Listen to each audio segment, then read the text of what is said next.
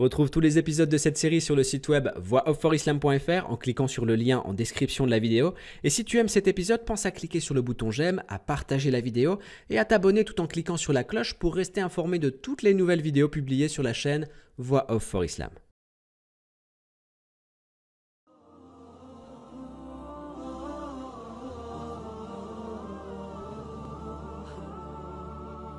يسعد فؤادي كلما ذكر الحبيب ترنما ذاك الذي رب العلا صلى عليه وسلم نبي رب العالمين الصادق الهادي الأمين الطاهر الدمث الذي للحق صار معلما للحق صار معلما ذاك الذي رب العلا صلى عليه وسلم صلى عليه وسلم.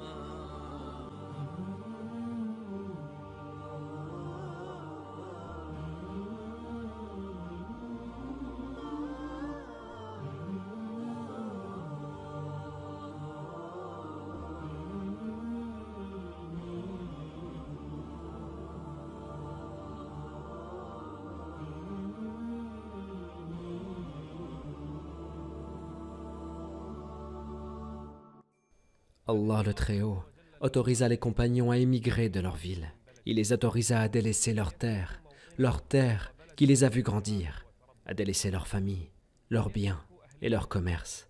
Allah le Très-Haut leur autorisa cela pour émigrer dans une autre cité, une cité étrangère. Mais tout cela pour quelle cause? Pour la cause d'Allah le Très-Haut.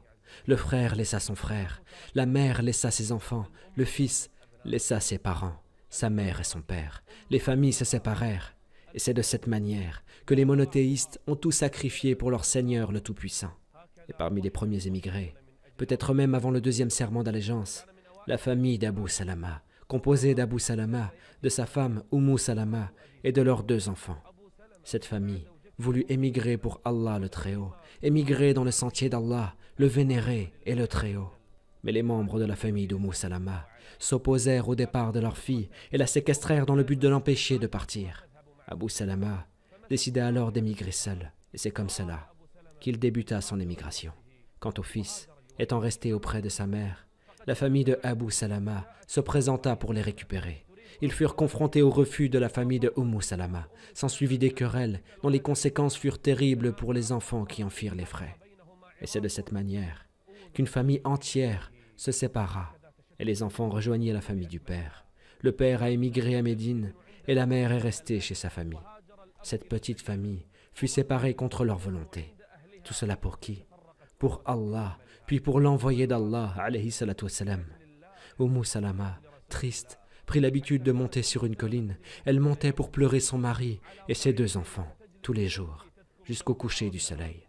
Et cela dura ainsi une année entière. Cela dura ainsi jusqu'à ce qu'on lui autorisa d'émigrer. Elle partit alors seule, en direction de Médine. Et sur le chemin, elle a été aperçue par Uthman ibn Talha, qui l'accompagna jusqu'à la mosquée du prophète à Médine, alayhi salatu wassalam.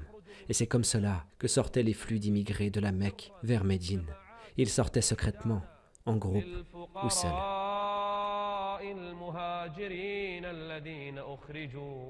الذين أخرجوا من ديارهم وأموالهم يبتغون فضلا من الله ورضوانا. Leur but était seulement de plaire à Allah le Très-Haut. Ils ne veulent rien de la vie d'ici-bas. Ils délaissent leurs biens, leurs enfants, leurs familles. يبتغون فضلا من الله ورضوانا وينصرون الله ورسوله أولئك هم الصادقون. La majorité des gens voyagèrent en secret, sauf Omar ibn al-Khattab, qui annonça à Quraysh: « Je vais émigrer à Médine, pour Allah et pour le messager d'Allah. » Quiconque veut que sa mère le pleure, qu'il me retrouve à cette vallée. Et c'est ainsi que voyagea Omar, en puissance et en tout honneur. Quant aux autres croyants, ils sortirent de la Mecque secrètement, recherchant la face d'Allah et l'ultime demeure. Les flux de voyageurs commencèrent à quitter la Mecque, où seuls quelques compagnons restèrent. C'est ainsi qu'Allah le Très-Haut autorisa les croyants à se déplacer d'une ville à une autre.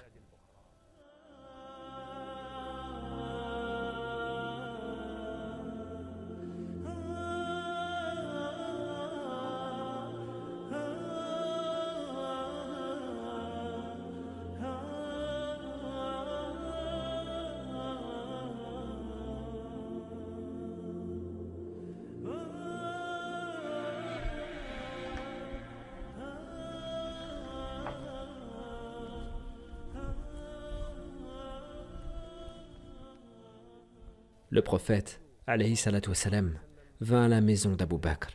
Il vint à la maison d'Abou Bakr à la mi-journée. Il s'assit avec lui à une heure de visite qui était inhabituelle.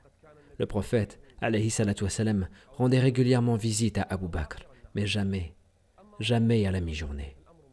Abou Bakr, qu'Allah soit satisfait de lui, déclara: la visite du prophète, alayhi salatu wassalam, à cette heure-ci concerne sûrement un sujet très important, voire vital. À ce moment, la grande majorité des compagnons, qu'Allah soit satisfait d'eux, avaient déjà émigré à Médine. Et 2 mois passèrent depuis le grand serment d'Al-Aqaba. Le prophète, alayhi salatu wassalam, entra chez Abou Bakr, où se trouvaient près de lui dans la maison ses 2 filles, Aïcha, petite fille, et sa sœur Asma, assises auprès d'elle.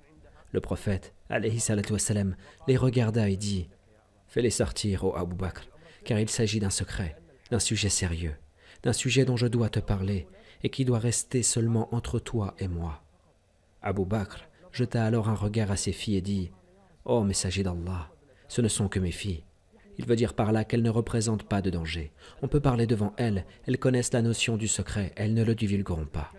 Le prophète, alayhi salatu wassalam, se décida à parler. Il dit: ô Abou Bakr, Allah le Tout-Puissant m'a autorisé à voyager et à émigrer. Maintenant est venue l'heure de voyager. C'est maintenant que va débuter la plus grande aventure de l'histoire de cette communauté. Abou Bakr s'intéressa alors à un autre sujet. Quel est le sujet qui importe à Abou Bakr? Il demanda: la compagnie, ô messager d'Allah, ce qui veut dire: m'autorises-tu à t'accompagner lors de ton voyage, ô messager d'Allah? Le prophète répondit: la compagnie, ô Abou Bakr, la compagnie, ô Abou Bakr. Abou Bakr se mit à pleurer. Aïcha dit: je n'aurais jamais cru qu'une personne puisse pleurer de joie jusqu'à ce que j'ai vu mon père pleurer ce jour-là. Abou Bakr s'assit dans la maison. Il s'assit et il pleurait. Il pleurait de joie, il pleurait de bonheur, le bonheur d'accompagner son prophète lors de son voyage dans la plus grande et la plus dangereuse aventure de l'histoire. Il s'était d'ailleurs préparé à ce voyage. Il dit: ô messager d'Allah, j'ai préparé pour ce voyage 2 montures, choisis celle que tu veux. Abou Bakr avait aussi loué les services d'un guide, Abdallah ibn Urayqid. À l'issue de cette réunion, le prophète, alayhi salatu wassalam, s'en alla.